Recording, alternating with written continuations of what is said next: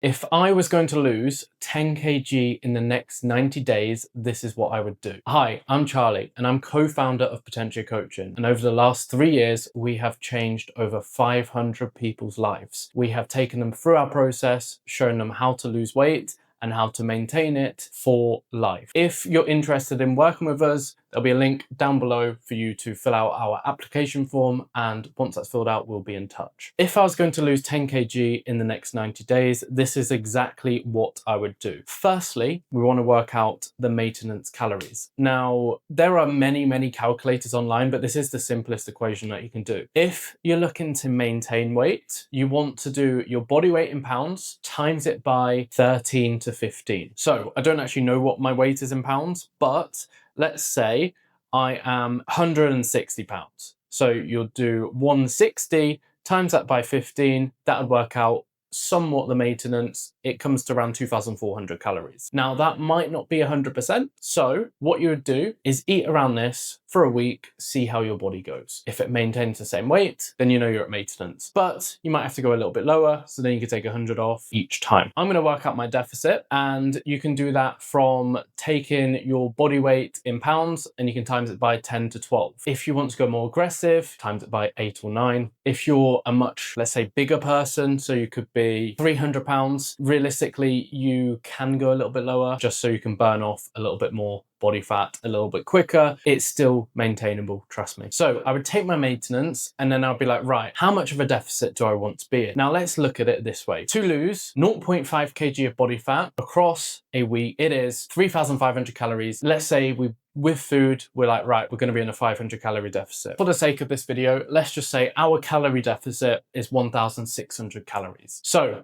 to lose 0.5 kg of body fat every single week is 1,600 calories or 11,200 across the week. That puts us in a 3,500 calorie deficit. Now, I've mentioned that we're going to look to lose 10 kg over the next 90 days. Now, we don't have to create that deficit just with food. You have two levers that you can pull on. You got your calories in and then you've got your calories out. So we can then look at what's the expenditure going to be. When it comes to expenditure, we have a TDEE graph. Now, this graph is separated into 4 categories. You got your BMR, which is your basal metabolic rate. This is something that we don't really have much control over. Yes, long term, you can look at it as if you build muscle, you can increase your BMR, but that is long term. Looking at it now. So we've got the BMR, that takes up 70% of your daily calories. And this is just the calories that it needs to keep your body functioning. That's it, they're gone. Then we have 3 other sections which we have control over. So you've got your NEAT, non-exercise activity thermogenesis.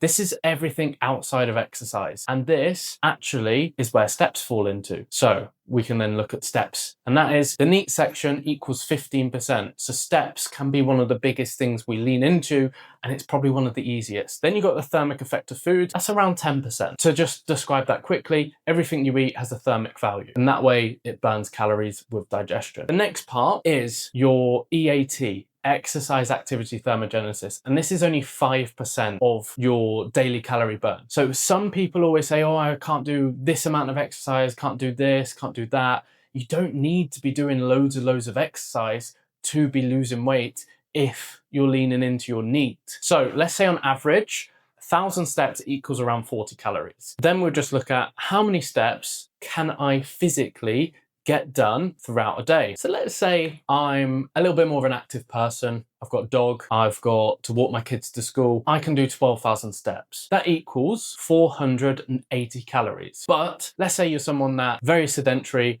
you struggle. I would try and aim to around 8,000 steps. That would be 320 calories burnt in that section. So you've already got your 500 calorie deficit from food, and then let's take the 3,000 steps because not everyone can do the 12,000. I feel like 8,000 might be a little bit easier. So we do 8,000. That means we can create an 820 calorie deficit, which should be the magic number for each week to be able to lose enough body fat to hit 10 kg in 90 days. There are other levers that we can pull on. So let's say I go to the gym. The biggest thing to look at is how many workouts can I physically do? I'm someone that's busy, so I can only do 2 workouts a week. That is perfectly fine. It's all about the structure of the workouts that you do. I feel like you're going to get so many more benefits from doing 2 weighted sessions, full body. That means you're hitting each muscle group twice per week. than just going to the classes. This way you can focus on progressive overload. In long term will build muscle, and that will then, as I mentioned, increase your BMR. So we've got the workouts that we can do. 2 full body workouts a week. That's going to help add into the exercise burn as well. Remember, if you're tracking from a watch, it's never always going to be 100%. So please don't guarantee that you go to the gym, you burn 300 calories in a workout and you're like, oh my God, I've done this. It's not always 100%. It can't predict it. But we're going to the gym, we're doing 2 full body workouts, and then we're going to look at it, right, I can do a little bit of cardio at the end of these workouts. This isn't me saying that you have to do it, because you might not want to, you might not enjoy it. This can then add in some extra calorie burn. What we're going to do is look at how much time that we've got, but we're not going to set a time-based cardio session. We're going to set a calorie-based cardio session.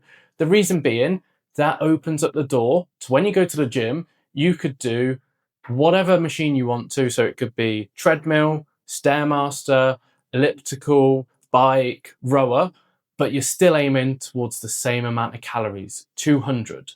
Because let's face it, the Stairmaster is a lot harder than just walking on the treadmill. So now we've got everything covered. We've got our calorie deficit from food, we've got our step goal, we've got the workouts that we're going to do, we've got the little bits of cardio. Now it's just about implementing it.